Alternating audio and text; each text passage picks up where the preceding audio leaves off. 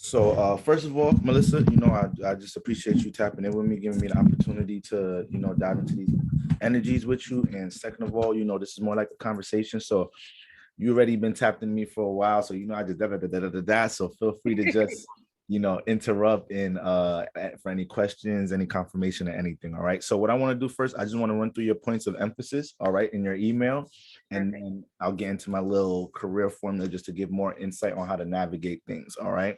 So first you brought up I know you wanted some guidance on approaching, Chiron and some of these fire placements that Mercury and Sagittarius, right? So, when we look at Chiron, anywhere our Chiron is at, the house that we have it in, which is an area of life, and the sign we have it in is going to attract situations that we're going to deal with some mistakes and errors, all right? And they play out in different ways. Now, when we look at Leo's a very prideful energy. Okay. So when you have Chiron in Leo, you're going to have attacks, to the solar plexus chakra in this lifetime. There's going to be a lot of things that you're going to do to want to project yourself, different things you want to be seen as, different forms of expressions. And you may attract a lot of secret haters. You may attract every time you deal with forms of creative expression. And I know you're an artist yourself. So it's like, just navigating, your music pursuits and whatnot, you may run into a lot of situations where other people try to put you down in a subliminal subconscious way. Okay, whether it's they feel insecure about their talents, or how they feel a way, what's the specific word, I'm like, intimidated by the way you do things with your gifts. So it's almost like, when you're doing things in a creative way with Chiron and Leo, you got to be real conscious about who you bounce that energy off of, who you collab with, who you make music with, who you work with, all right, who you even going to for a critique on your creativity, all right? Because some of the people you may trust for a certain critique for your creativity, they may just have shade to throw on you. You feel me? So it gets deep with Chiron and Leo. A lot of the times, Chiron and Leo could play a part where it could start make you uncomfortable in wanting to even be on the stage. It could start making you uncomfortable to even want to deal with forms of self or creative expression, because you start clinging on to past experiences. Chiron could bring a lot of moments that just real past situations into things that we're doing now.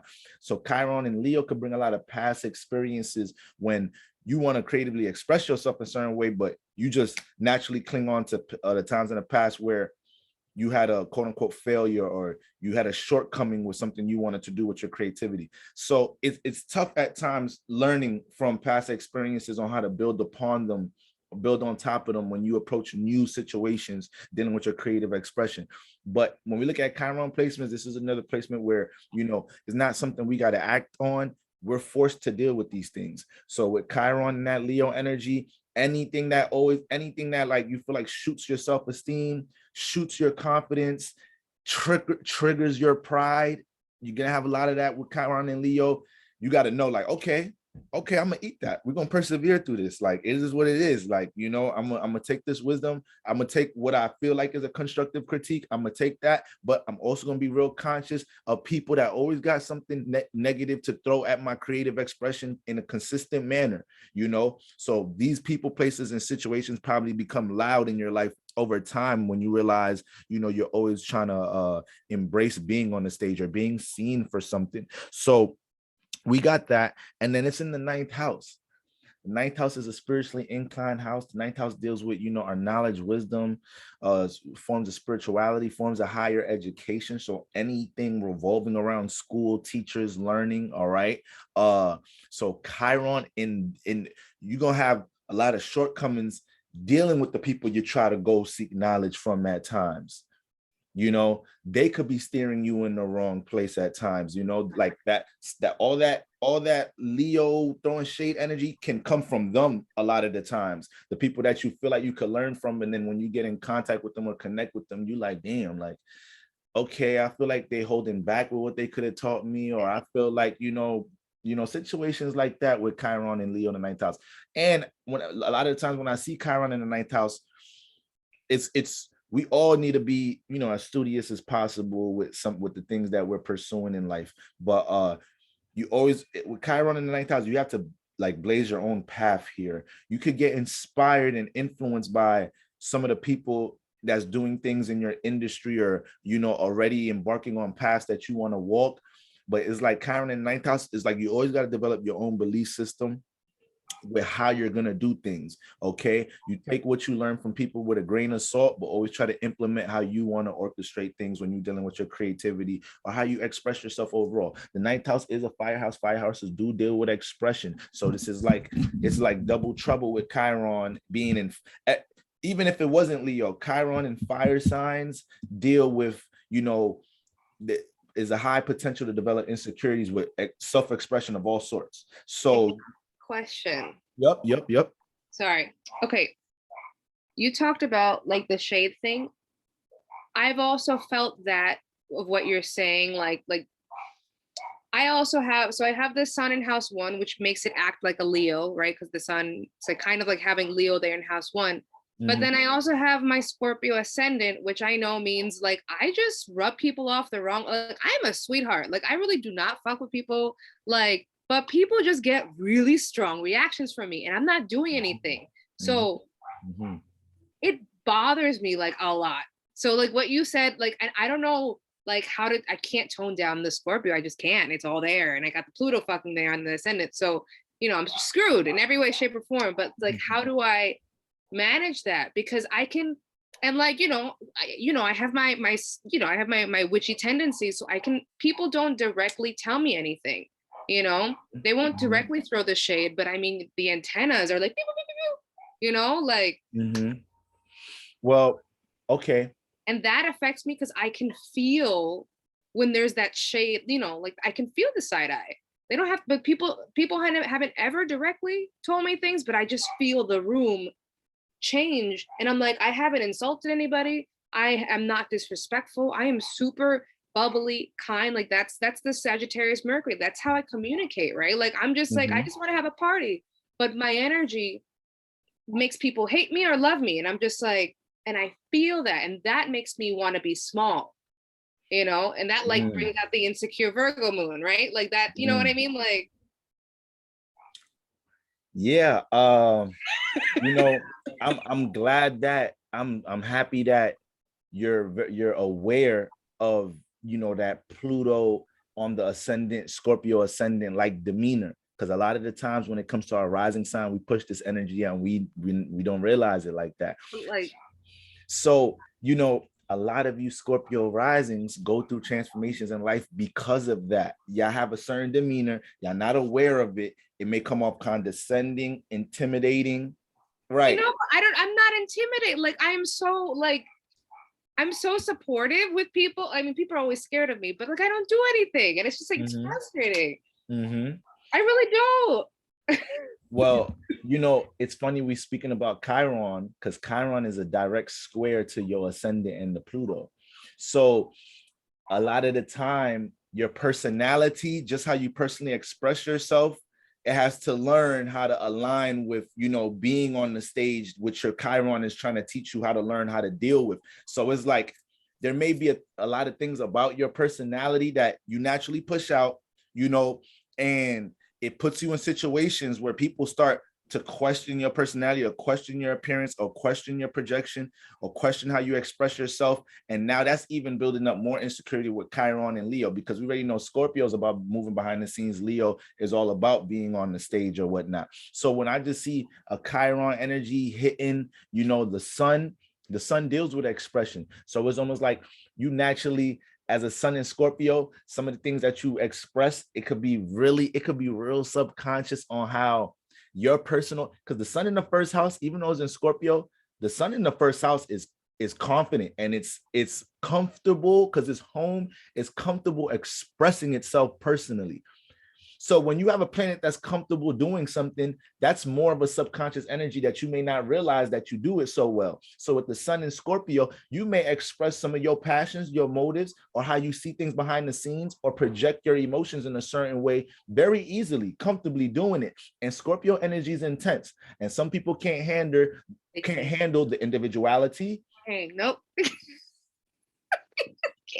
Can't handle it, you know. And now when you push this energy out, when you, because Scorpio don't even really like being in the first house like that, in conjunction. So it's like Scorpio's like, damn, I'm in the first house. I'm forced to take my, you know, my deep inner thoughts, you know, my passions, how I see the world behind the scenes, my esoteric views, and I gotta have that as my personality. I gotta personally express that. I gotta have my And I have individuality the seen Mercury right there. The Mercury's right there. Like, right there next to I'm right. Sagittarius, so I just tell everybody, like Conjunct your sun too.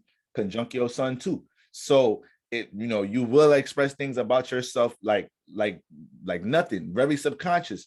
So when you push out a lot of that energy with that sun in Scorpio, it's still making contact with that Chiron. They only what 20, your ascendant 25 degrees Scorpio, your Chiron 23. They only have a 2 degree radius. So it's like, as you manifest so many times in your life where your individuality people may try to suppress your individuality, and you just mentioned it makes me want to be small. That may be real subconscious from certain times in your life where, you know, your individuality was intimidating to others, your personal confidence or your bubbly personality, your charisma. That's because Sagittarius is going to throw that in the first house. You a Scorpio rising, but you damn near got the whole Sagittarius constellation in your first house. So it plays out that cusp energy. You're going to have some charisma, you know, you're going to be more free spirited personally. Okay. You're going to express a lot of your free spirited points of views about things mixed with that individuality of Scorpio.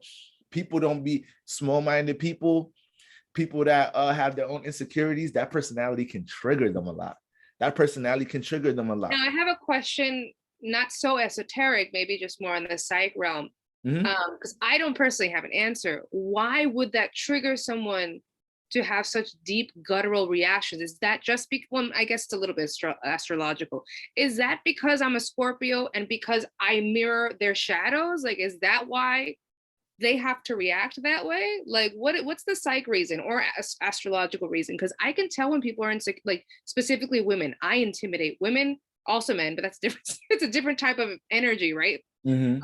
But with the women, like I have to work so because the antennas are always, they're always, I have to work so hard to like consciously sit down with a woman one-on-one and like talk to her being like, hey, like you're beautiful, hey, I think, to try to like make them not feel so tiny.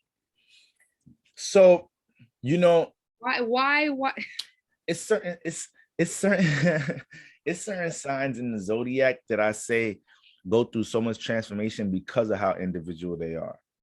And you know, Scorpio is one of them. Scorpio is one of them. And the thing about the sun in Scorpio, it's very different from the moon and you got the sun and the rising in Scorpio. So it's and like, Pluto, go there.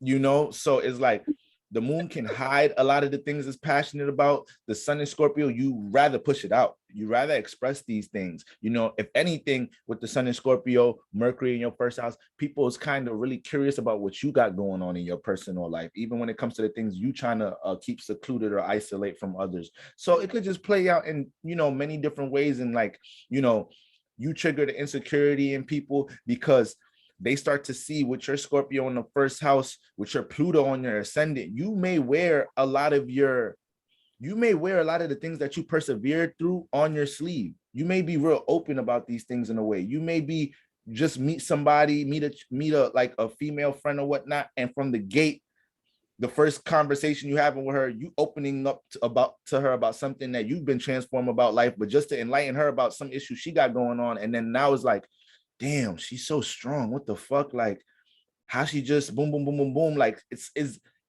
the way humans work befuddles me at times. But I don't you know, understand them. I just don't get the humans. I don't. I just don't get the humans. I don't get them. I try.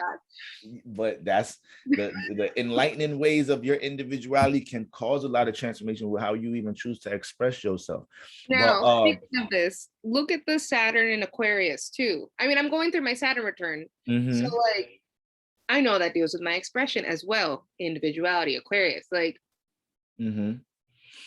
Uh, so it does fall in your third house. That has a whole lot to do with, you know, how yeah, you communicate. You know, yeah. Aquarius in the third house is showing me you may have manifested because that's air. So you got air in the air houses. So you may interact with a lot of people in this lifetime. You may meet so much people that you kind of forget names and you only remember faces. Aquarius in the third house, I like to say you guys end up knowing everybody in the neighborhood, but still know how to be to yourself. Still know what everybody's doing, but not really participate what everybody's doing. But you know who's selling drugs, you know who's popular, you know this girl doing that, you know who's so it's like kind of that type of energy with Aquarius here. And then it starts to help you develop a outside looking in form of communication, to the point that, you know, you're real direct with others when you communicate. You're always in a state of building because it's Saturn here. So having Saturn in the third house, it starts to influence you to only want to communicate with others if it's based off something you could build, if it's based off something that could add on to reality. If this person is serious about their own life, serious about the things that they're pushing out and communicating, then that, you know, inspires you to want to connect with them, relate with them. Let me see if it's making any aspects, anything. So I know, so you got, and then you got Jupiter in the 10th house. So, well, before I get to Jupiter, I also wanted to talk about your moon. Now you a Virgo moon. Now the moon are things we do, like the sun and the sun sign, we try to push that out. We want to be seen as that energy. So we conscious about some of the actions we take. The moon, we don't force none of that. That's just who we are. Like that's simply who we are, our emotions, the internal emotions and inner thoughts and whatnot. So you got the moon in Virgo. Your sun is in Scorpio, which is very direct and blunt. With your moon in Virgo, they sextile each other. When you have the sun and moon, when you got the sun and moon sextiling each other, this is a harmonious relationship between the energies that you're using as your sun chakra to push out what you feel inside. So you may never, it may be real subconscious how you express things from a critical point of view that your Scorpio sun is kind of real direct and blunt about, and somebody wasn't ready to get critiqued about that, or somebody wasn't ready to see that about themselves. And then you got Mercury in Sagittarius. So it could be misunderstanding the way you communicated because you was really trying to just point it out, to uplift them, to enlighten them, to feel like, hey, I noticed this about you. If you check this out, you know, it could improve the way you do things. And that could kind of slightly be triggering at times if you're dealing with somebody who can't accept some criticism like you, who can't accept, you know, somebody else trying to uplift them by pointing out certain things that you could work on or whatnot. So, you know, Virgo moons, that's what y'all doing to yourself 24/7. So you start to not feel like it's a big deal doing it to others at times subconsciously, all right? But you know, that's Scorpio sun, your ascendant and your sun sextile the moon in Virgo. Is a very strong alignment, because it's like Virgo teaches Scorpio that all the deep energies, all the creativity that it's hiding from others, that it's invested in, all of its passions and motives, the things that it's goal oriented about behind the scenes, that Virgo energy is always trying to motivate your sun and your personality to learn how to work on it, to schedule, to see the details of it, so it doesn't have to stay hidden. Okay. And that's a real positive inner motivating like energy to have. But then that's when, you know, I'm glad you even brought up, you know, us to look at this Chiron and Leo, because with that direct square there, it hits your personality and how you express yourself intensely. People will try to suppress that. Okay, so I think I told you about it. I've done past life regressions. I have been to my angelologist. I've been to everybody, every resource I can. Mm-hmm. I can't for the life of me. Let me tell you the story of right now. I lived in Colombia for 4 years. It was a huge spiritual, you can even sort of see, like, you know, I was doing the whole healing of the Chiron over there very subconsciously. Okay. Right, overseas. Right. Mm-hmm. I performed a shit ton in Colombia. I didn't think I was like a good enough musician, no sé qué, but going across seas was kind of going through that healing, spiritual, musical process. So I come back to the States. I've been back in like since August, since it's gonna be a year. Oh my God, it's been over a year. A year, a week. That's crazy. And like I did a lot, but it's not logical at all, but I've been terrified of performing here in the States, like absolutely terrified. And there's people like Melisa, like, why aren't you? Like, you've done so much more, like people would love to see you here. Mm-hmm. But I think I told you, like, I have been trying to figure out I've been fighting with jazz improvisation specifically for years, years and years and years. You put music in front of me, like I'll do it. I have been a jazz musician, quote unquote, since I was 9, but Mhm. I can't improv. Like I will get the blockage, like I will shut down, I will get panic attacks, like, and I'm like, is that the Saturn and Aquarius? Is that the this? Is it the Leo? Like I'm trying to figure out from like whatever mean, like, what is it? Like, what's the why? Or better yet, how can I overcome it? Because like it gives me so much anxiety. And I know that I could go to the next level if I knew Mhm. how to improv. Like I would have a slew of workload, like of excuse me, of like job offers if I could do that, if I could market myself like, oh, and I can improv. Like as an Mhm. artist, like I have good stage presence. I know that about myself.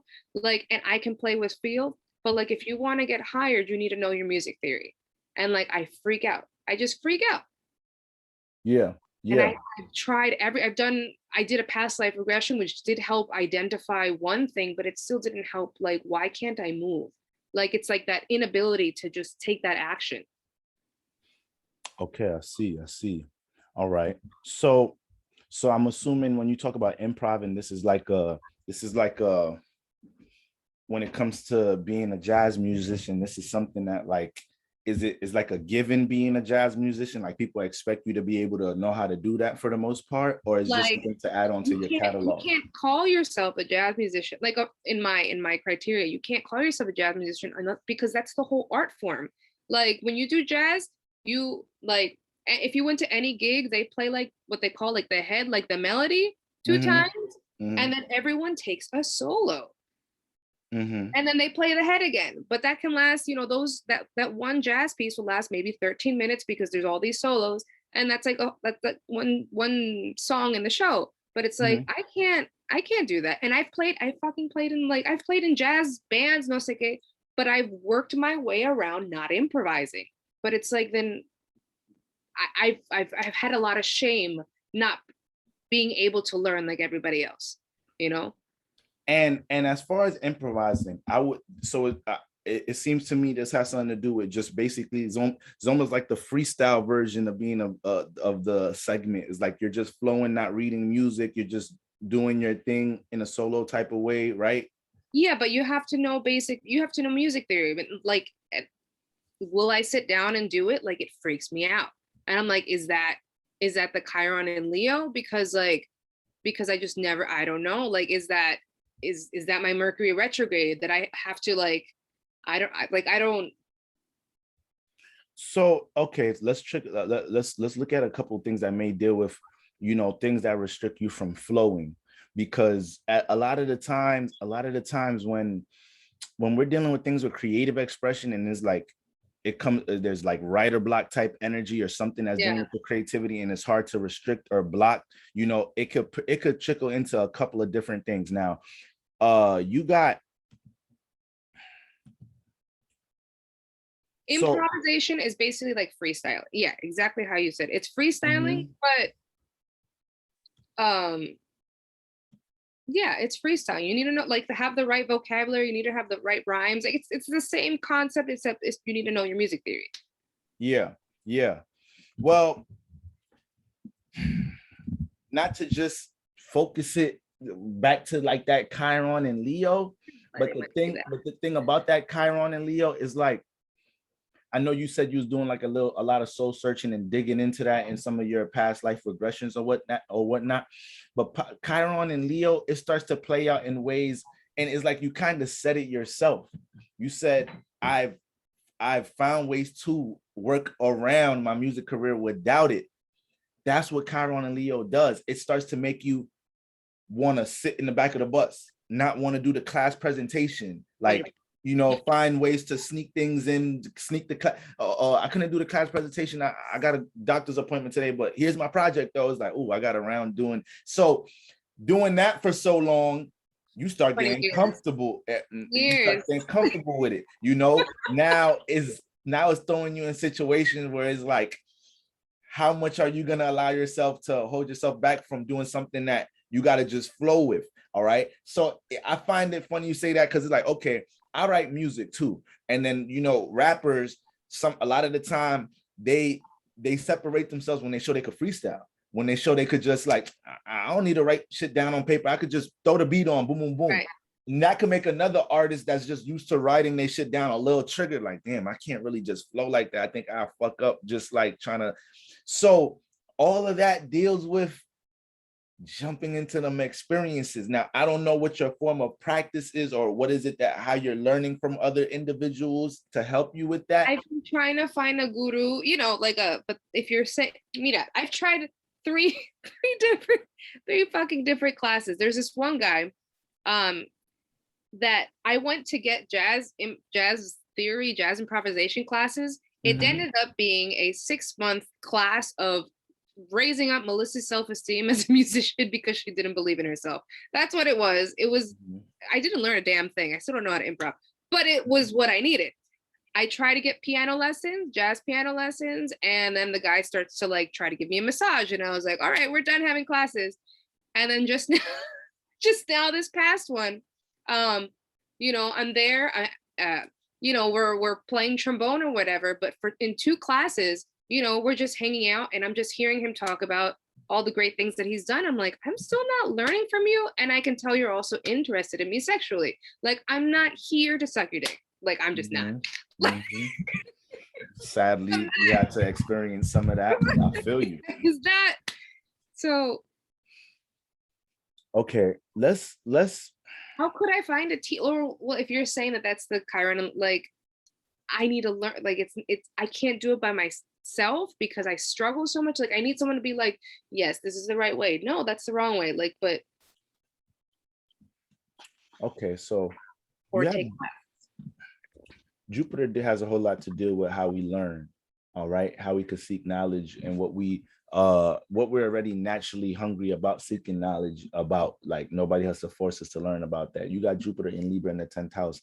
So Libra, the Jupiter and Libra generation is going to already be pushed into a lot of experiences, learning about relationships, interactions, you know, communicating with others, communication cues or whatnot. But, you know, Jupiter also expands on all things dealing with the Libra constellation. Now, when we talk about Libra, we could say Libra is one of the signs that rule music. Libra is going to have a lot to do with poetry, lyricism, you know, all of that formatting of music. So with it in your 10th house, is like you're on a journey to understand how to spiritually expand with how you deal with words, communication, all right, putting things, formatting these things for career. 10th house deal with career, social status, how you organize yourself.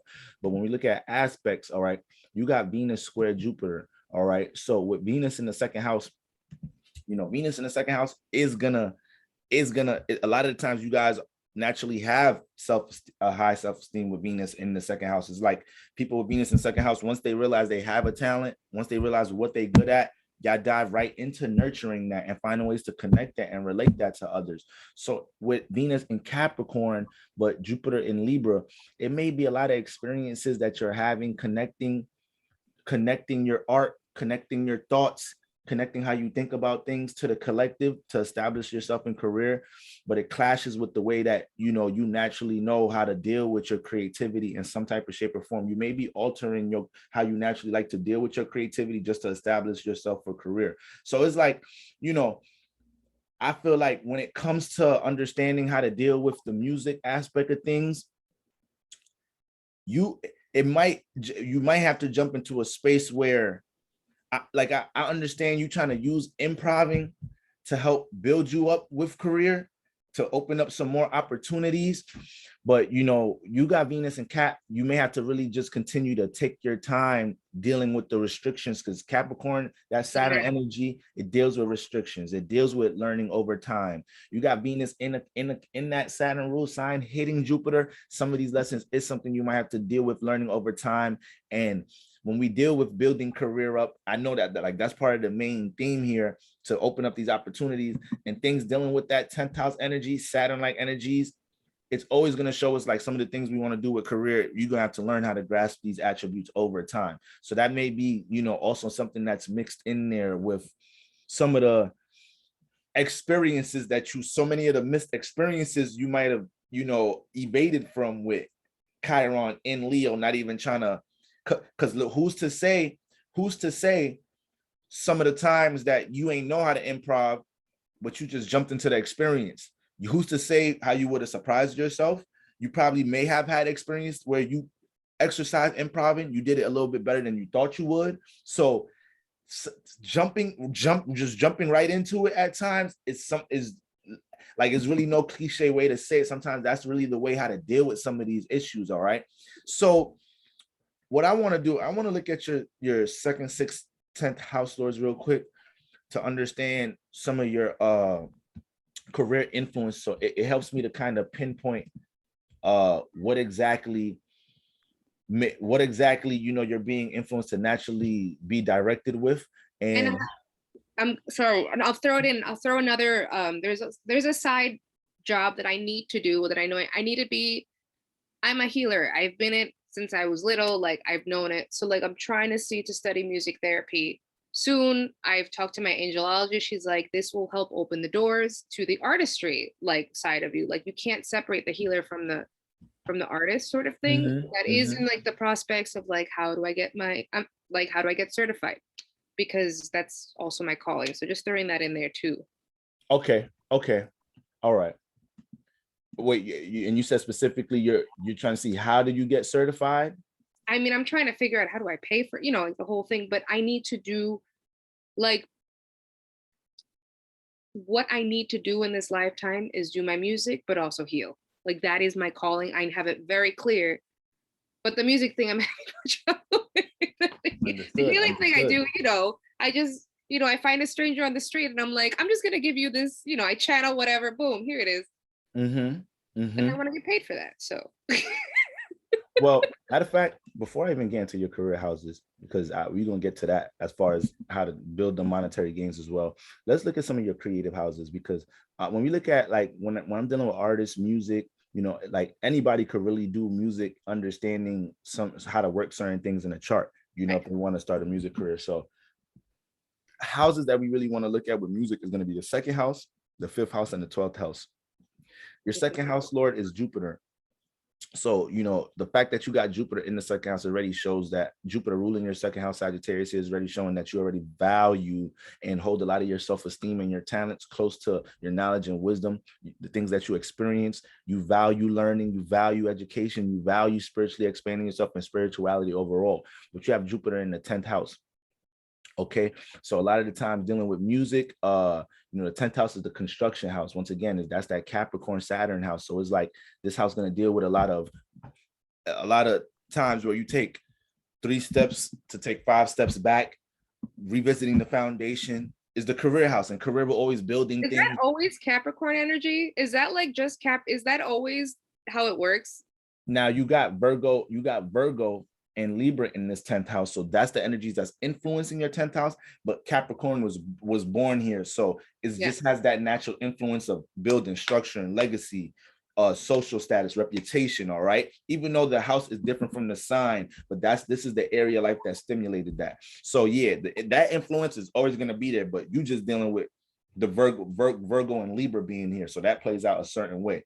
All right. So, and I'm going to cover that, but having the second house lord in the 10th house, you're also going to value building up your social status a lot. So it's just, here is almost like, once again, the things that you value, your talents, let's say Venus in the second house, you view your talent as you doing music. When it falls into the 10th house,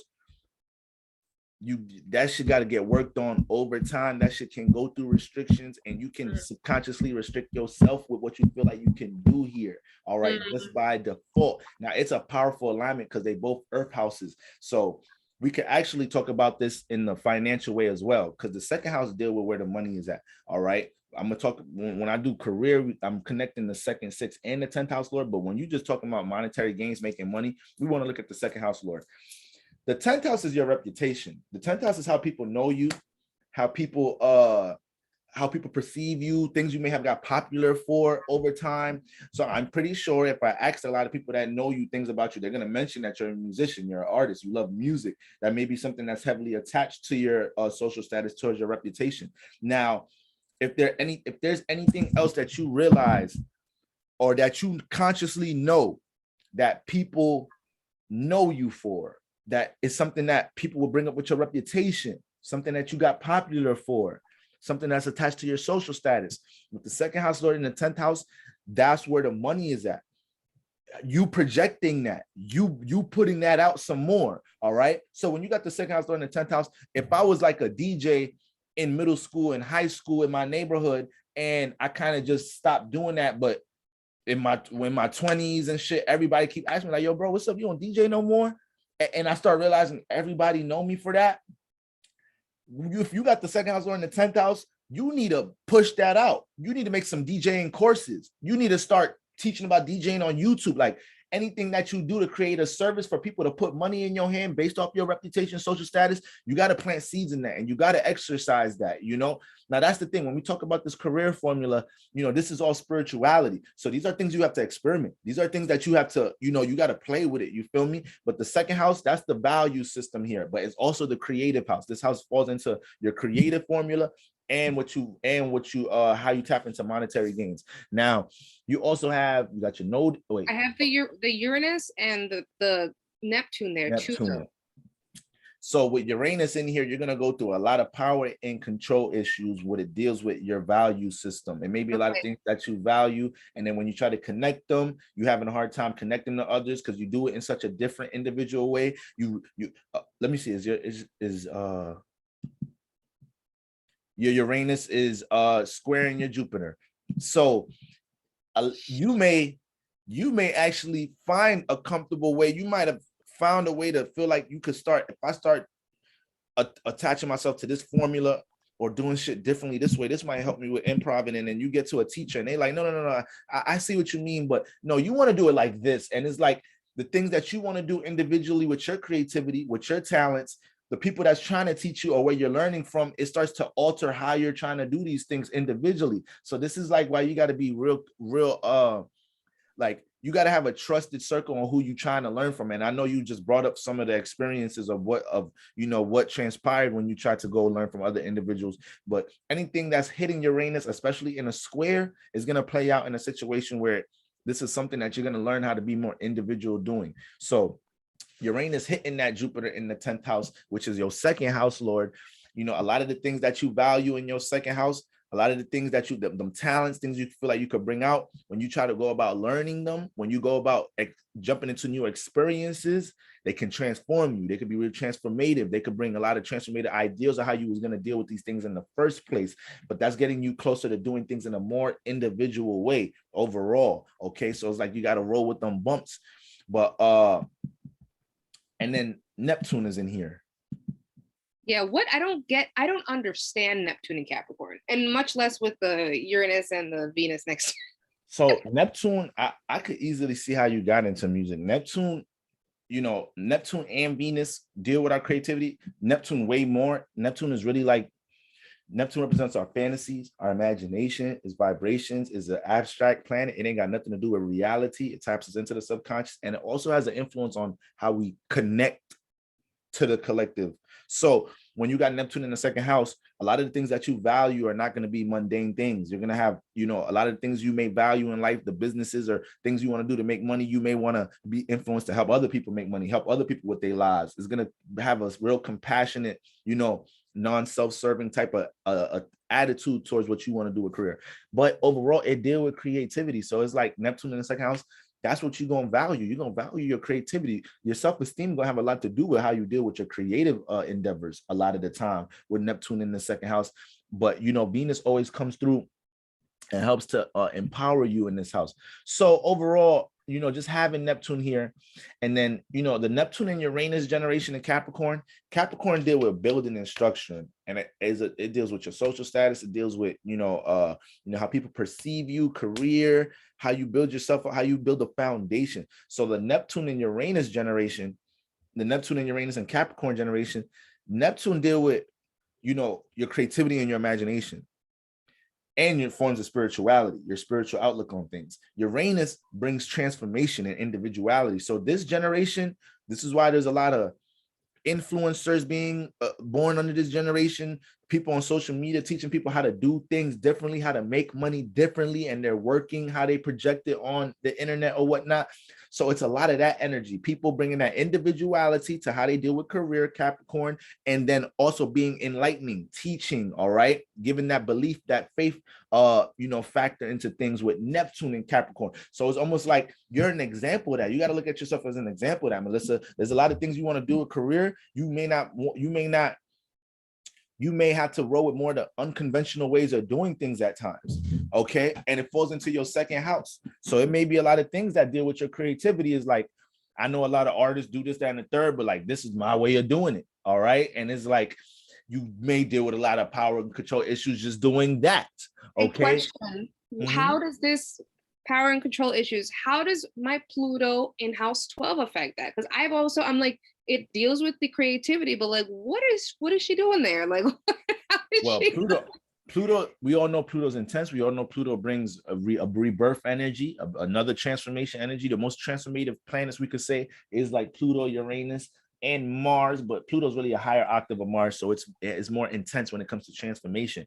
But the thing about Pluto, wherever it's at, is like we're always evolving and being forced to shed skin in this house. We're always forced to place expiration dates in this house. So with Pluto in the 12th house, when it comes to your aspirations, when it comes to some of your creative endeavors, and this is another house dealing with your creativity, that I was going to say the second, fifth, and the 12th house, when you got Pluto here, you can change how you do things with your creativity a whole lot, because it's almost like Pluto is here trying to understand how to evolve into you being able to. It also deal with your passions and intentions. So it's trying to get you closer to your true intentions on how to deal with your creativity here. So it's almost like Pluto in the 12th house. In 2012 through 2014, you wanted to deal with your creativity this way. 2014 to 2016, you feel like, all right, I should deal with it this way. 2016, you always transforming with the different ways you feel like you should be dealing with your dreams, with your aspirations or whatnot, to get you closer to how to do it in a more individual sense. But it's also going to bring a lot of intense energies, because it rules the underworld. It has a close tie to insecurities. So there may be a lot of times you look yourself in the mirror and be like, damn, can I really bring this imagination down into reality? Like, does it make sense to even keep walking this journey dealing with my creativity? It's going to do that a lot of times with Pluto in that 12th house. All right. Now, this is why you intuitive as hell, being a sun in Scorpio rising, Pluto in the 12th house, because it's almost like you're so in touch with understanding how certain situations can impact people's subconscious, to the point is like you could meet somebody and not even really have a deep conversation, but something about how they express themselves, relate themselves, or how you pick up energies in their subconscious, like you kind of already know a lot of what they experienced before. It's like you kind of know they may have dealt with a certain trauma or whatnot. So Pluto is just really deep in that 12th house. It's going to put you overall. Most important thing to know is you're going to experience power and control issues in this house too, dealing with your creativity. All right. I like to say where Pluto and Mars is at, we have to learn how to fight for things here. So it's like with Pluto in the 12th house, you have to learn how to fight for the things that you want to bring from your subconscious into reality, things that you daydream about and you want to work into reality a lot of the times. Okay. Now, let me see. Question. Now, because how does, because it's still in Pisces energy, it's not in it, I don't think it's, it is in the chart. How does I have Lilith in Pisces in house 3 on the cusp of house 4? Well, I see you got Lilith in house 4. And is it?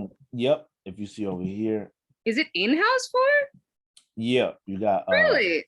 Yep. Oh, wait. Yep.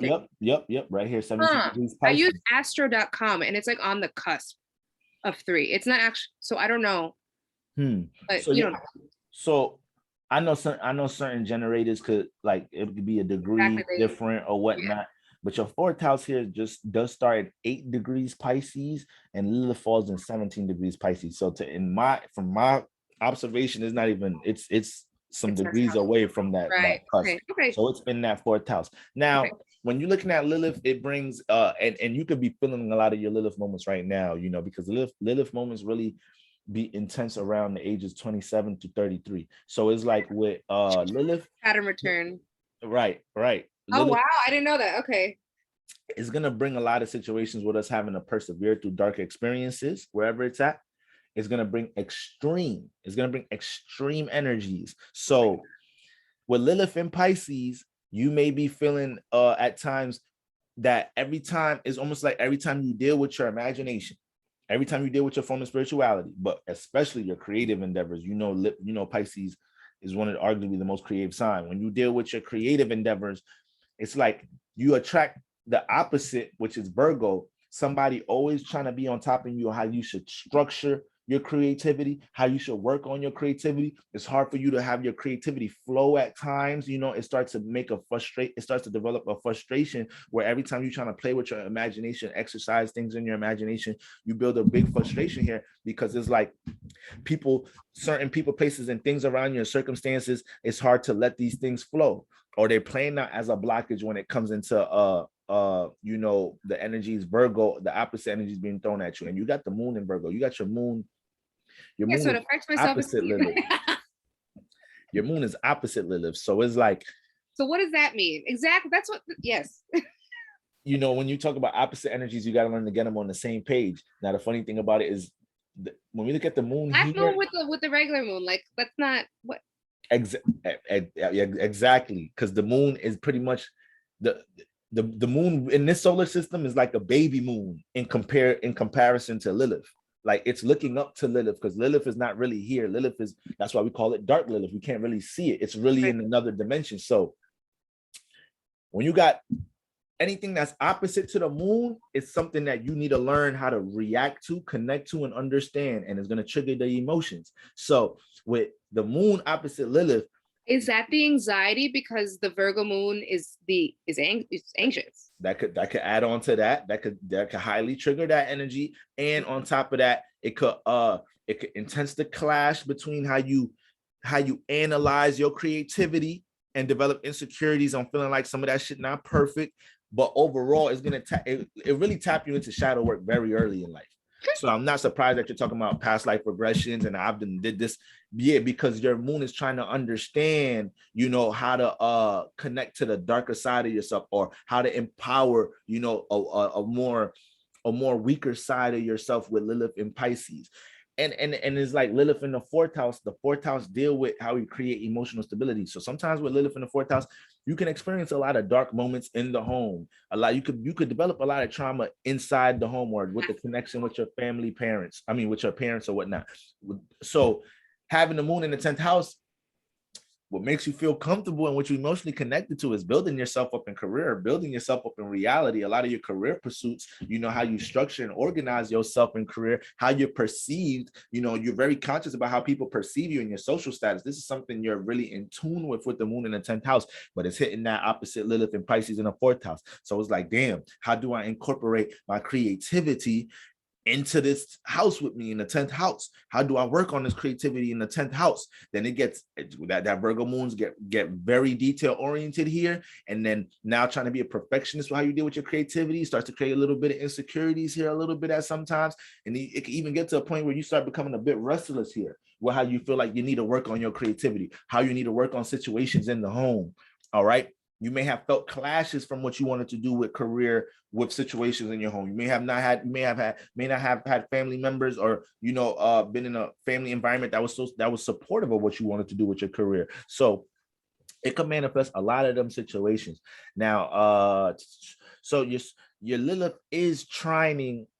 Let me see, 17 degrees. Yeah, so it is trining your 5, 6, 7, 8. Yeah, it's trining your rising and your Pluto. So you got the power to understand how to transmute dark energy, how to heal. And you just kind of said it earlier, like, you're here to deal with healing. So it's like, when it comes to shortcomings with Pluto in the 12th house, aka things that didn't go your way, when it came to how you deal with your creative endeavors, the things that you really believed in that let you down, when you persevere through them things, it helps build your Lilith up so much. And this is why you're with Lilith making contact with Pluto in the 12th house, with your ascendant in Scorpio. This is another reason why, having that type of energy in water on top of it, this brings more intuition and you understanding what people need to heal themselves. Because it puts you through a lot of situations where I naturally learn how to persevere through transformation. There may be certain things that you experience that you may not even hold it as high, as traumatic as when you tell it to somebody else. They're like, Melissa, you experienced that? Are you okay? Like with having that Some days type I'm of not. uh, so this is why you start to understand others easier. This is why you start to understand when people are, trying to hide certain things with their expression, but you understand they're not really being transparent or something, and maybe due to a trauma, insecurity. Okay, so a lot of that energy, your fifth house has a lot to do with creativity. You got Mars here. Okay, let's see where the house lord is at. Is in the 8th house. This is a square. Okay, so this is another thing with the 5th house is what we do on the stage. So we know you got Chiron and Leo. So we know Chiron, all right, it brings mistakes, errors, insecurities with how you deal with creative expression, self-expression, anything that deals with the spotlight on you. And then another thing about Leo, like Leo's, it's fire. So they can freestyle. They can do things impulsively. They can just act on the sight of things or whatnot. Fire signs, they're more futuristic. So they kind of have that energy. But when we look at the Leo house, which is the 5th house, and we're seeing how to deal with, being on the stage, what your influence to put on the stage, the house lord is in the 8th house. So you're gonna be with Mars influencing your 5th house, Aries here, passionate about creative expression. You have fire in the fire house. You're gonna be influenced by dealing with creativity and your artistic side by default. The fact that the house lord is in the 8th house, a lot of the things that you should be putting on the stage, you hide it. It's hidden. This could add on to some insecurities dealing with improvising, with your improvs. A lot of that may just be a psychological thing, Melissa. 100%. You know, may just be a psychological thing, and we all have different we all have, like, all right, what I was just saying about the whole freestyling thing, that's why I'm kind of glad, like, I deal with music in a way, even though it's not from a musician standpoint, but it's like that whole thing about freestyling and whatnot.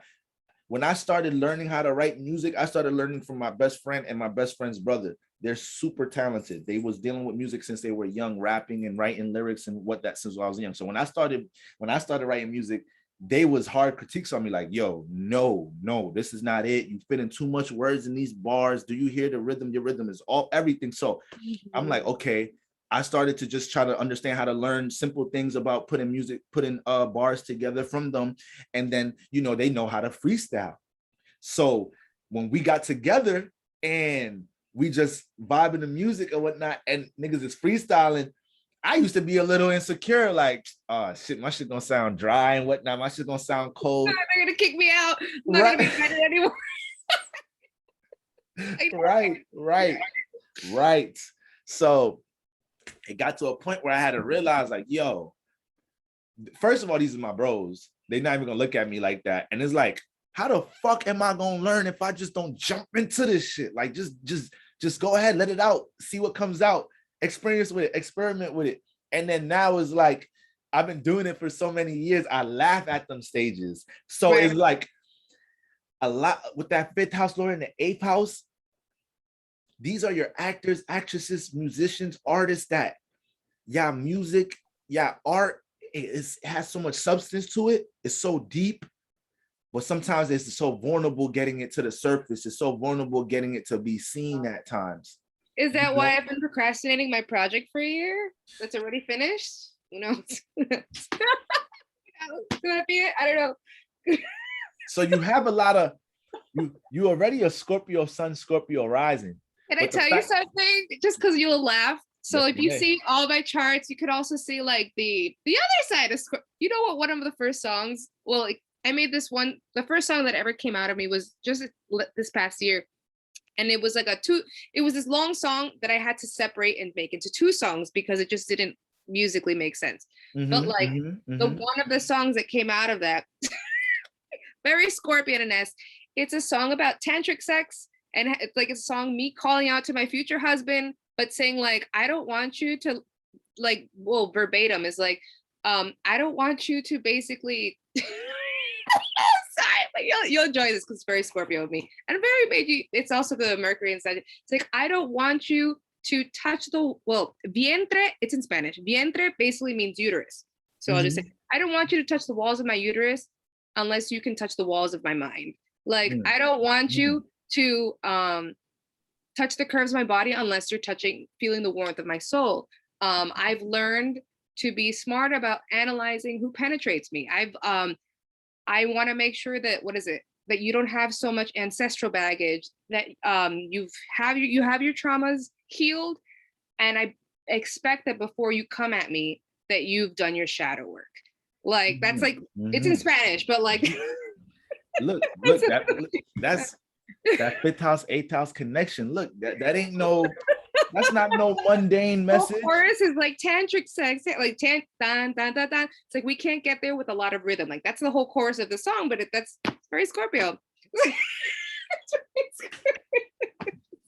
That's you can't write music and it just be some da da da da da. Okay, that'll do. That you can't, not with your placements. It needs that substance into it. Like you can't help it, you know. So that's dope.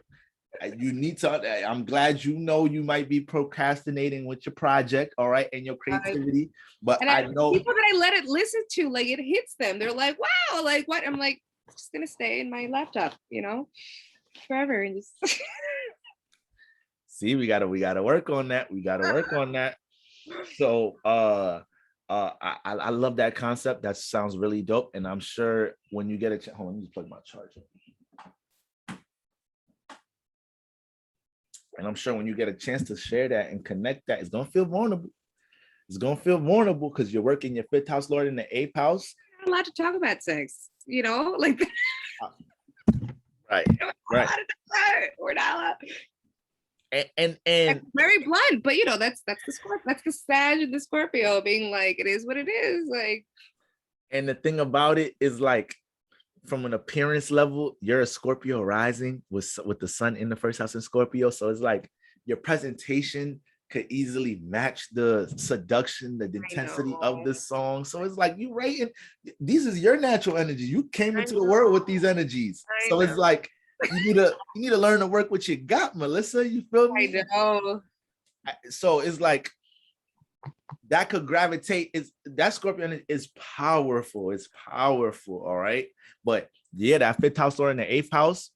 If I was doing if I was doing a career reading or a career / music reading for somebody that wants to learn how to build music up in career, I'm like, yo, you got the fifth house or in the eighth house. Make sure your music or what you're expressing has something dealing with deep transformation, traumas and the emotion. Yeah. So that would be good then. So that's not a maybe that's right in your energies. Right. That's right in your energies, Melissa. That's right with your creativity specifically, though. Right. It's just that the eighth house.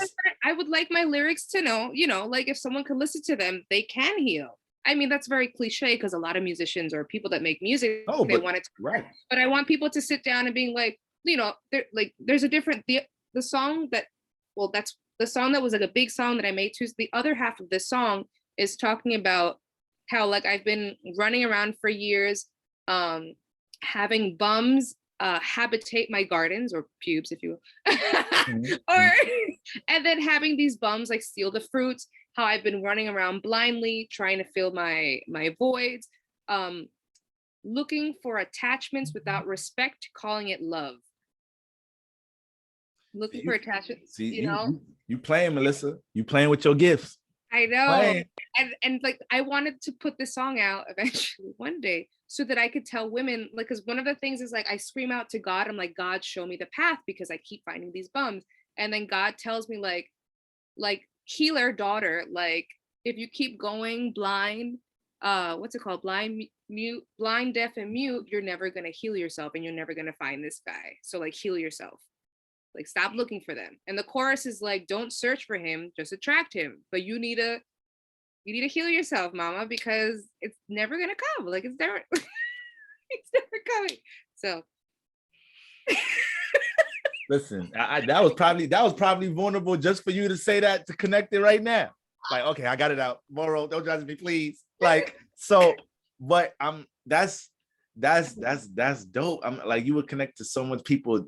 I'm telling you, like, I know how powerful that'll come off with, and you just telling me the concept. So I even hear the instruments behind it. I even hear the music behind it. I even catch the vibe on that level sonically. So it's like, I'm pretty sure you got a masterpiece over there. When I see that fifth house or in the eighth house, this is like, these are like actors that they passionate as hell to build their acting career, but it's like they can't stand the moments when early in their career, it's like, that's my role in this movie, a pizza delivery guy. Like they wanted the more the role with substance, you know. They wanted the art to have substance. And then the ape house, of course, we know it's dealing with sex, it's dealing with transformation, it's dealing with things that we don't talk about on the fifth house. That's why they clash. The fifth house is just all happy, optimistic, and dandy. People just, you know, singing whatever pop songs and whatnot. And then you get on the stage, and now you got this deep, transformative,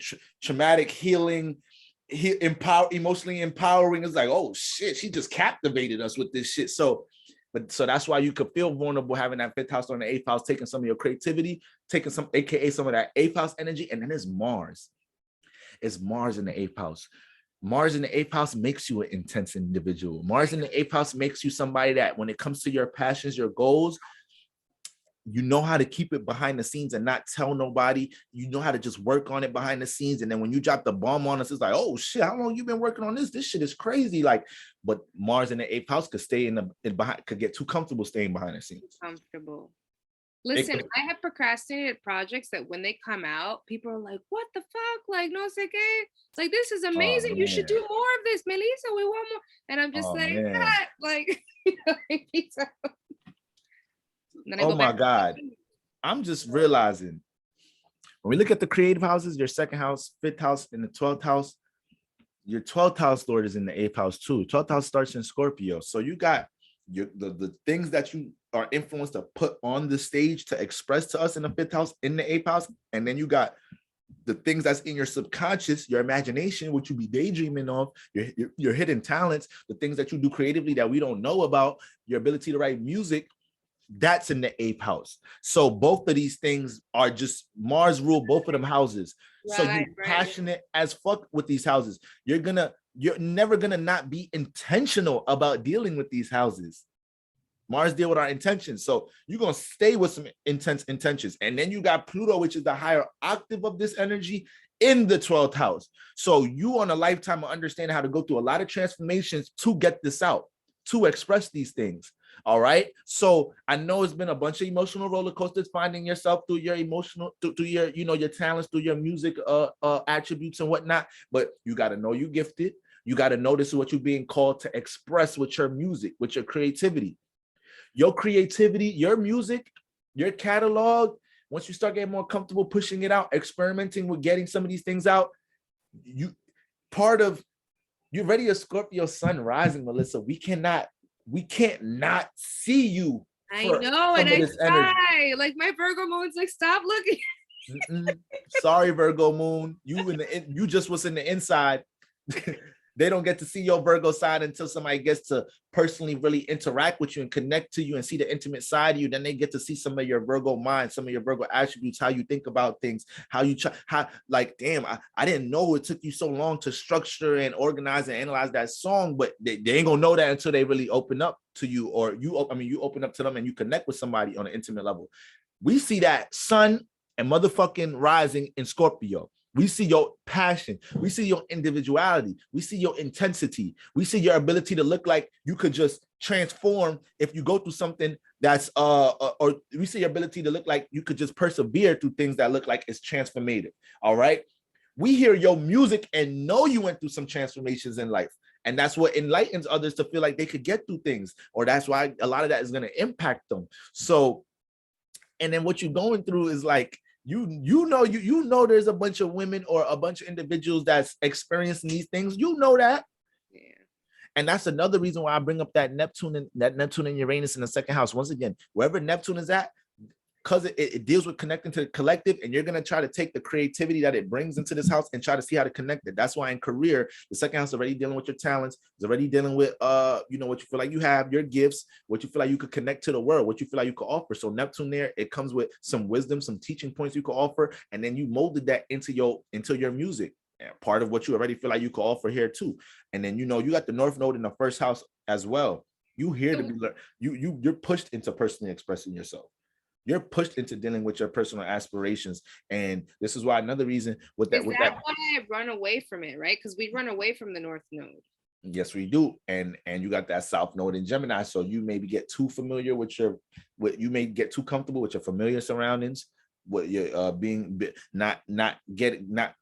not moving outside of your horizons. That North Node and Sagittarius may have pushed you into jumping into situations to leave your surroundings, to expand beyond them a lot of the time. But Do and I then need to leave New York again is another question. Because like when I was in Colombia, I was like music first. All the experiences came because I was in the exterior, right? I mm-hmm. didn't know I could be a performer. Like I found that out.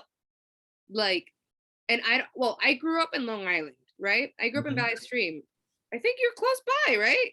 I'm in the Bronx. Yeah, relatively Mm-hmm. close. Like, Mm-hmm. but I'm terrified of Manhattan. I don't know if that's still is that still considered Sagittarius energy? Like I've never tried to do Manhattan. Like I've never, but that's where everyone needs to go in the world, you know? If you're a musician, like, but I was very successful in Colombia, you know? Like I don't know if that's technically still in my neighborhood because I've been terrified of it. It's like this scary big city place that I just like won't try to tackle, but it's technically far from me. And I've always looked at it like this, like you're going to, a different world when you go to Manhattan. Like, I don't know if that counts. I don't know if I should try here. I don't know if you just move and be a gypsy like how I normally am. I feel like that's playing out as a crutch with your Leo and Chiron, and because it's like you're trying to find ways to substitute to make your creativity comfortable. If you knew you could do it, if you found out you could do it overseas, you could do it anywhere. And I'm not a big advocate. I know there's the forms of astrology that deal with location. Mm-hmm. I don't like people to getting so locked into that, because it's like if you realize you could do something, then that was internal. So it's like you just happen to manifest a circumstance overseas and a fruitful situation for you to understand how to learn it. Or like, oh shit, okay, being in these circumstances here, I started learning this about myself. But it doesn't mean that can't come out here. It doesn't mean it can't be expressed in Manhattan.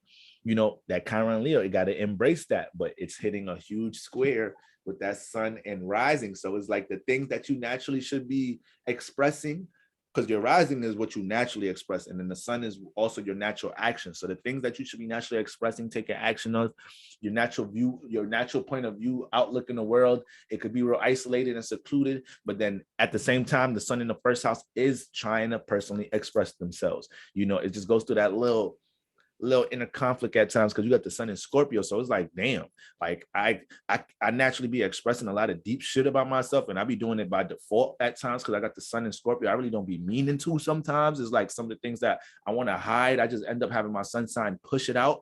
And then it's like I'm in the first house. So I feel like I should be doing that though. So you can have that little inner conflict at times. But overall, Chiron in the ninth house, it could bring because ninth house deal with traveling and experiences and whatnot. So when it's here, I don't want to say that you're gonna have you're gonna be able to learn a lot when you travel.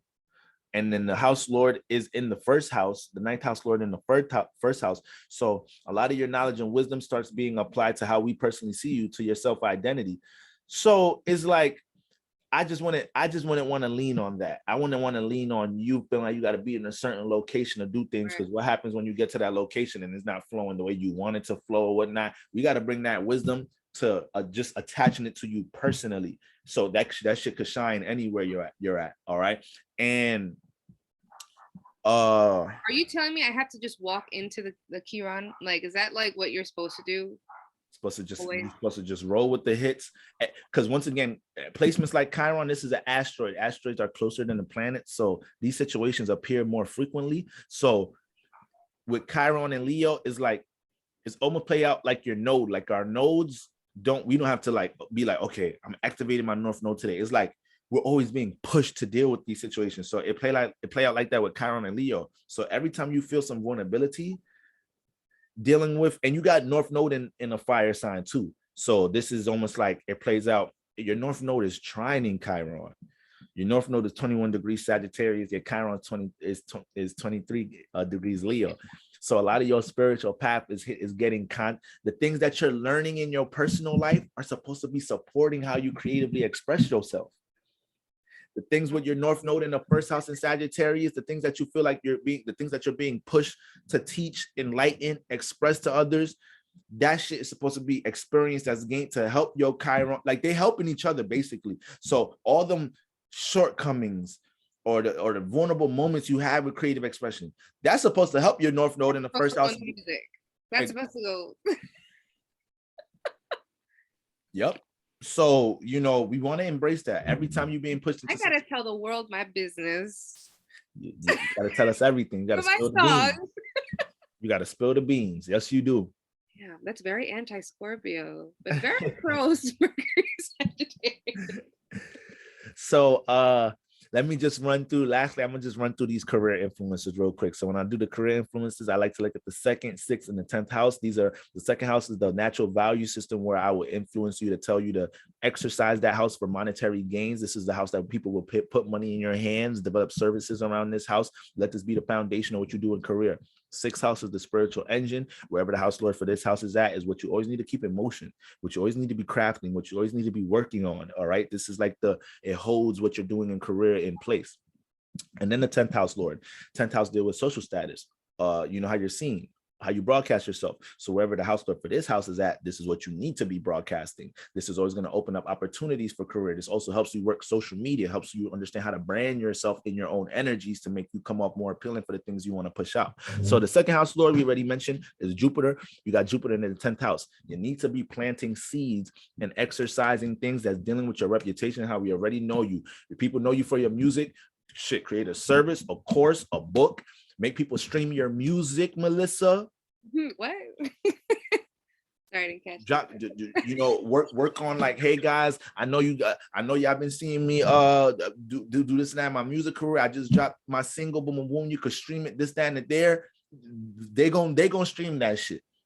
Y'all can listen to it on YouTube. They gonna go listen to that shit on YouTube. Let them find ways to make that that 10th house, how your reputation, how you already known, be something that people can put money in your hands, develop services around that. Anytime you start realizing that when you come in contact with people, they always bring it up like, yo, Melisa, you still doing this? Melisa, you still, and you start realizing like, damn, that's how people see me. Find a way to make that something that you make money from. Like that's over time you start realizing like, oh my God, this was easy money all along. Like, so that's what you got to deal with 2nd house and the 10th house, and they're both earth houses. So that's why this alignment is so powerful.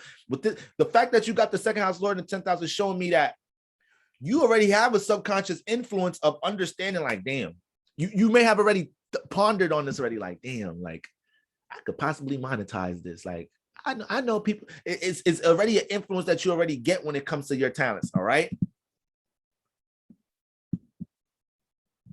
It's just that the house lord is squaring Venus. Venus is in this house, so it plays with your self-esteem a whole lot. You may not want to push it out at times, or you may not feel like what you're known for is something that you could plant a seed in or monetize, because you may go through ups and downs with how you feel about it. You may go through ups and downs with how much you appreciate what you bring to the table with your creativity. Now, you always got to keep that self-esteem high there, and it's only going to build more that you exercise it and actually broadcast it and put it out for people to even understand like, yo, every time I do this, nothing bad happens.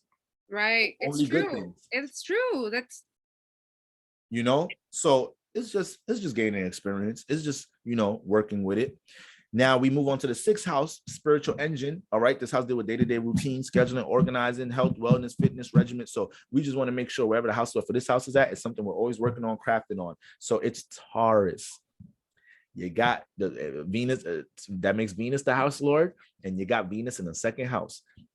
So this is another powerful placement. You got all your earth houses connecting each other. So if the 2nd house is what you value, and you got the 6th house lord in that, aka you're supposed to be working on the 2nd house, when it comes to your music, when it comes to how you write music, when it comes to improving, you got to make sure you're doing everything you can to work on it.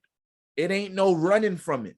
You got to jump into the experiences of dealing with it. You always got to be crafting how you write music. You always got to be crafting what is it that you feel like you have to offer to the world, your talents. By default, this already makes you a natural hard worker. I already know you put in work with a lot of this shit. I already know you feel like you close to clocking in your 10,000 hours for a lot of the things you done did with music in this lifetime already. So that 6th house lord in the 2nd house, that's what keeps career in motion. Your ability to stay locked into learning and crafting and working on how you deal with your talents, how you deal with the things that you feel like you have to offer. You can't just feel like it's a talent and that's it. You got to keep evolving on it. You got to keep, sharpening your skills with how you deal with things. All right. So yeah, that 6th house on the 2nd house, It's always going to influence to make sure the things that you're doing creatively is in your schedule. The things that you feel like is your talents is in your schedule every week. You're making time for it. All right. And then the 10th house Lord. Now, a lot of people, astrologers, will just work with this house for career. We try, me personally, I like to connect all of it because all these houses are connected anyways. But the 10th house Lord is that powerful because it deals with your social status. You just pushing the energy out creates opportunities for career. So the 10th house Lord is in Virgo. So by default, you could already be very strategical, organized, but very critical of self in this house. Very critical how you should be doing things in career. Now, you got Mercury in the first house. When you got the 10th house Lord in the first house, Melissa, the first house is your personality. It's you.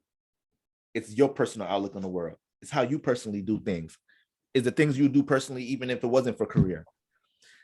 The more you broadcast this, the more you just put you on the camera, the things you're personally into, how you personally express yourself, a part of your brand, a part of your business. When you do have a brand or business and you're making sure you're giving your personal experiences in it, you're making sure we see your personality. And I know as a Scorpio rising, Scorpio sun, I know that's like, all right, Boros, let people see my personality. Yeah, we need to see your personality, 10th house Lord in the first house. No. We need to see that, The more a lot of 10th house Lord in the first house, a lot of YouTubers that's popular vloggers, like they don't make music. They don't really do anything but just vlog themselves. They just put themselves on camera, have this placement that just end up the YouTube just popping off. And all they doing is just vlogging every day. I've been wanting to do a live just for funsies, but to like very, very Scorpio Sag-esque or even Piscean-esque, like just to like have people say like, what have you guys learned about the pandemic? Because nobody knows. Like people that are on my social media don't know. They just don't know that they might see the things that like the things I post in my stories, but they don't know that I'm into introspection, or like they don't know how my brain works because I won't communicate. Like you're not going to see me express my thoughts. But there was this one vlog I did when I was in Colombia, and a lot of people were like so inspired by it. And I was just like, oh, well, I'm never doing that again. That was too personal. And I had a blog, like a written blog, and I had like a lot of followers that were like, because I was documenting my first year in Colombia. They're like, why the hell would she go there? But I'm not gonna tell anybody why the hell. But like the blog really, people were like, my teachers, my professors were following me, like they were all into it. But it was very personal stuff, and I was like, all right, this is too much, so I stopped it. They were like, oh, like why? and Melissa, I'm glad you said that, because even I'm telling you to broadcast your personality. The first house Lord, wherever now you're a Scorpio rising ascendant. So wherever the first house Lord is at, is going to be where our personality shines the brightest. And it's going to already be where our personal life is the most active. Mars rules your first house. You got Mars in the 8th house. So when you got already being a Scorpio rising is like, all right, yeah, I don't need all this light on my first house. Okay, stop forcing me to personally express myself. Okay, I express myself personally when I want to. So can I just be patient? Okay, stop being so curious about what I'm doing in my personal life, because I'm dealing with a whole bunch of transformation here, period. But when you got the first house Lord in the 8th house, that is the Scorpio house. So it's like you're personally going to be more comfortable not always being seen for real. You're going to kind of like being the one that comes to the party wearing all black, and it's hard for people to scope you, but you saw everybody though. You like being in that position. I see everything, but niggas didn't even know I was in the party type shit. So that first house Lord in the 8th house, how you personally express yourself going to go through a lot of transformations. You're always going to be forced to feel like you got to transform how you express yourself. AKA is like, you're always going to start hitting these chapters in life. Is like, you ain't even got to hear it from me. You're going to feel like, damn, I need to be out there more, huh? I need to let people see what I'm personally into more, huh? Like I can't just live in a cave my whole life, I can't be in this little personal bubble my whole life. Like I do a lot of creative things in this personal bubble. I should bring some of this shit out into the world. That first house Lord in the 8th house will push you to do that. And you're going to go through a lot of transformations in the first house. There may be a lot of things that you experience in your personal life. Your close friends, family members don't even know that you experienced that shit. So with the first house Lord in the 8th house, yes, you have to make that extra push to get your personality to be seen. And even after you do it and it's positive, it's like, oh, damn, I got to do that again when next week? Oh my God, it's not enough time to recharge. That's not enough time to recharge. That's not enough time for me to be in solitude, for me to, get these things that I'm personally into out. But there's so much substance in that eighth house. There's so much wisdom in that eighth house. It's so much creativity in that eighth house. It's just that it's deep, it's intense. It make you feel vulnerable because these are a lot of things that may have impacted you emotionally. It's real experiences, things that you went through. So it was like, to just put it in a song and connect it to others, that's not the easiest thing to do. I didn't just wake up in the morning and write this song. This shit actually stems from shit that I've experienced in life or whatnot, and I'm still, healing from or dealing with. I just happen to put it in a creative format. So a lot of these things can make it vulnerable. I already said 2 of your creative houses as an artist fall into the eighth house. So this is why your music will attach. So much people will attach to it, because it has so much substance and it taps them into real life experiences that they experience with the emotions. Okay. But we also detected a bunch of reasons why it could feel vulnerable dealing with these things, not only with the house lords in that house, with your Chiron and Leo. All right. The first house lord in the eighth house, North Node in Sagittarius. So you being pushed to spread your knowledge and wisdom about things, you being pushed to spread your experiences about things to enlighten others, and is making contact with your Chiron making contact with your sun and your rising. So even when your sun and rising does get up to expressing itself and being in the light, because Scorpios don't like dealing with the fucking light, like y'all be looking at Leos like y'all do way too much for attention. I get a little bit of sunlight and then I'm good. That's Leo's, that Chiron Leo's making contact with that. So a lot of the things you experience as far as shortcomings with creative expression, self-expression, that be having your sun and rising damn near like, see, this is why we don't express ourselves. So we don't have to deal with that shit.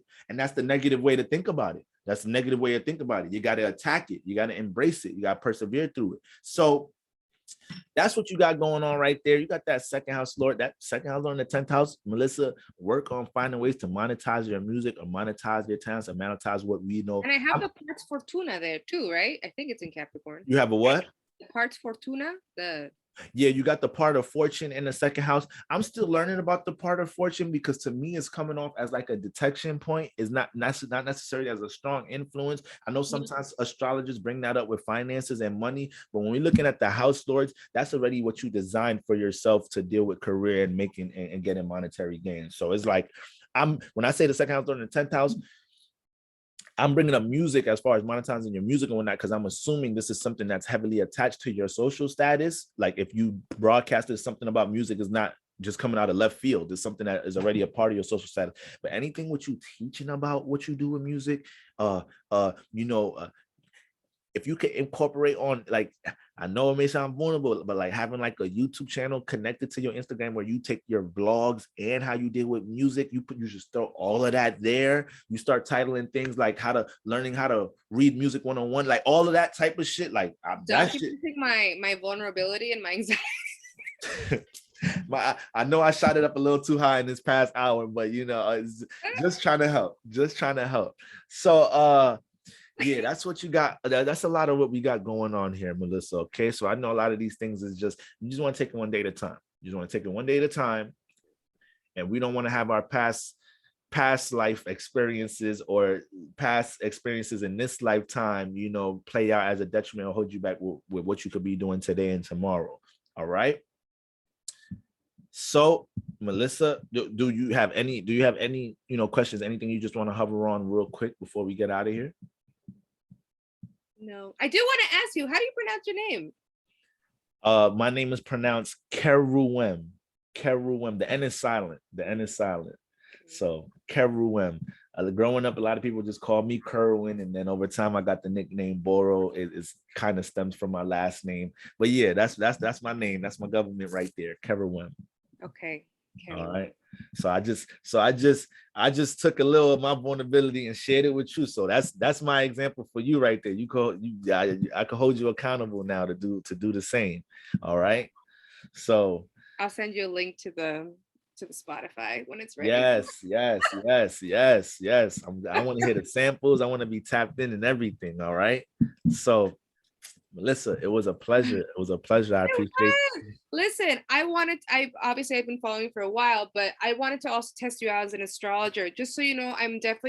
I don't have an astrologer that speaks English. My astrologer I met her in Colombia. She was my mom basically over there. I would definitely be sending people to you. I really like your work. I mean, I follow your stuff. I've learned a lot from the stuff that you post, but I like the way that you break things down, and you have totally gained me as a person that will bring you clients. So just FYI, I was like, I've told people, I was like, there's this guy, I'm gonna test him out and I'll let you know. So Melissa, I appreciate that from the a lot of bottom of my heart. respect, seriously. I appreciate that. I'm You glad do we a I'm great glad we found job. each You're other. very in depth. I can tell that. I appreciate